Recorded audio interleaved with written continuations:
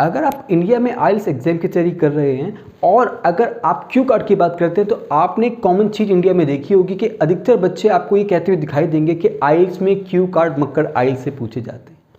आज की इस वीडियो में मेरा जो टॉपिक है वो यही है कि क्या आइल्स में क्यू कार्ड मक्कड़ आइल्स से पूछे जाते हैं। और अगर आप मक्कड़ आइल्स के बारे में नहीं जानते तो मैं आपको बता दूं कि मक्कड़ आइल्स हर 3 महीने के बाद अपने कुछ क्यू कार्ड रिलीज करते हैं जिनको वो अपना गेस्ट वर्क बोलते हैं। और ये माना जाता है कि क्यू कार्ड अधिकतर उसी बुकलेट से पूछे जाते हैं और बहुत सारे स्टूडेंट्स ये दावा भी कर चुके हैं। तो आइए इस दावे के पीछे का सच जानने की कोशिश करते हैं।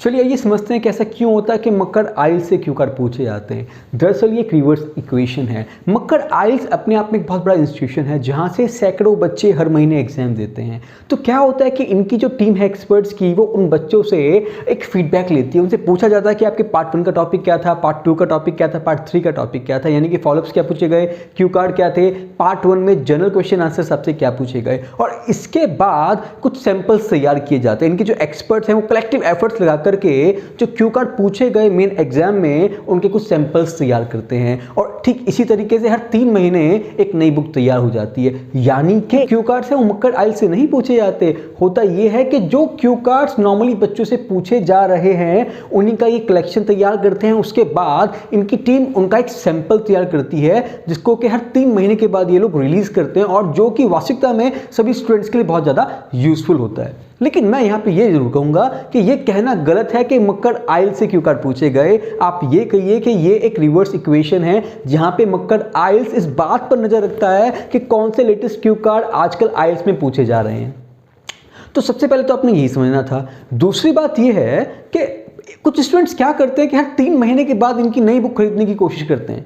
तो आप एक बात समझिए कि आइल्स में क्यू कार्ड बहुत ज़्यादा चेंज नहीं होते। अगर आप इनकी बुक को भी देखेंगे पिछली 3-4 महीने की तो आप पाएंगे कि मोस्टली जो क्यू कार्ड्स हैं वो सेम रहते हैं विद स्लाइट डिफरेंस यानी कुछ 1-2 क्यू कार्ड उसमें ऐड ऑन हो जाते हैं। लेकिन इसका मतलब ये नहीं है कि आप हर बार एक नई बुक लें और आप इन्वेस्ट करें।